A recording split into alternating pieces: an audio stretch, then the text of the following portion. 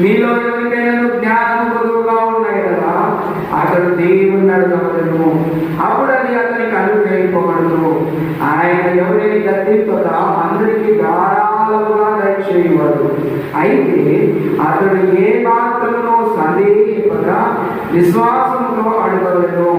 సందేహించువాడు గాలి చేత రేపబడి ఎగిరిపడు సముద్రము తరంగము వలె పోలియుండును.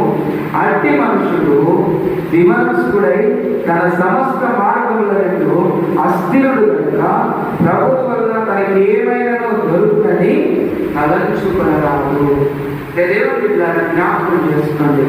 శ్రమలు ఎందుకు మనల్ని అధిగమిస్తాయి, మనల్ని ఇబ్బంది పెడతాయి అంటే దేవుడి వాక్యం స్పష్టంగా తెలియజేస్తుంది. మొట్టమొదటి శ్రమలను గురించినటువంటి దేవుని సహాయం గురించినటువంటి అవగాహన లేకపోవడం. ఏంటి? శ్రమల గురించి, దేవుని సహాయం గురించి సరైన అవగాహన క్రైస్తవునికి లేకపోవడం. అందుకే శ్రమలో మనం దేవుని వైపు చూడలేకపోతూ ఉంటాము.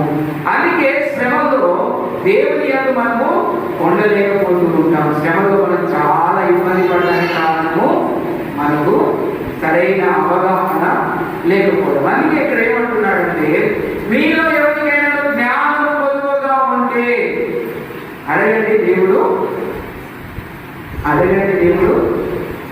మరి ఇంతప్ప అన్నాడు. అవునా? ఇప్పుడు మీదనే కాదు, నేనైనా సరే దేవుడిని జ్ఞానం గురించి అడగమంటే ఇంతప్ప అన్ని దేవుడి శరీరాలలో అడుగుతాం. చూడండి దేవుడు ఏమంటున్నాడు దేవుడి వాక్యం ద్వారా, ఆయన ఎవరిని గద్దింపగా అందరికీ ధారాళంగా ఎవరిని గద్దించాడు, అందరికీ ధారాళంగా దయచేస్తాడు. ఏం దయచేస్తాడు?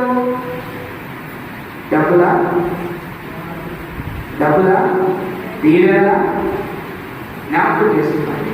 దేవుడు భూమి మీద నరుడికి ఇవ్వాలనుకున్నది ఏంటి అని అంటే తన యొక్క జ్ఞానం, తన యొక్క ఆలోచన, తన యొక్క విధానం, తన యొక్క ప్రవర్తన దేవుడు భూమి మీద మనిషిని గద్దింపకుండా ధారాళంగా ఇవ్వాలనుకున్నాడు.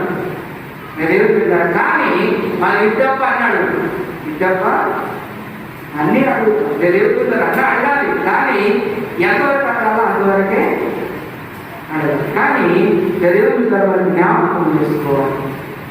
సరైన అవగాహన లేక శ్రమలో మనం దేవుడి వైపు చూడాలి. మొదటి. రెండవది సరైన విశ్వాసం లేక